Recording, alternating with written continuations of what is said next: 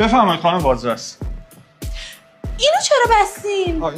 ایشون 3 روزه ترک کردن، به خاطر همین حالشون خوب نیست. حالا احوالتون تو این روزا چطوریه؟ میدونی خماریش مثل آتیشه، اگه نکشیش استخوناتو میسوزونتش. آره میسوزونتش. من یه دونه بافور میخوام، باید با نشگی تصفیه کنم، باید برگردم به اصلی خودم، باید بکشم جنسای سمی دورمو. بدم میاد از ساقی خودم، از نشگی شدن چشمام تیره شدن، از فسیده شدن خستم دیگه شدم، از مستیده شدن، از چسبیده شدن. دوست دارم که ناجور باشم، پای منقل و بافور باشم. کیا جنسای ناخوب دارن؟ کیا مثل من قشقاش دوست دارن؟ کیا چای نبات و آب جوش دارن؟ کدوم احمق آیلین دوست دارن؟ کیا جنسای خاص دوست دارن؟ کیا بعدش ناس دوست دارن؟ کیا میزنن فاز جنگی دارن؟ کیا مثل من رفیقای رنگی دارن؟ کیا گلای رنگی دارن؟ علاقه به بکای سمی دارن؟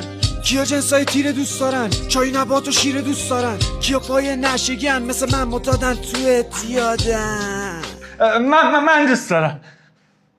به این مورفین بزنید، اینم مثل این ببندید. آقا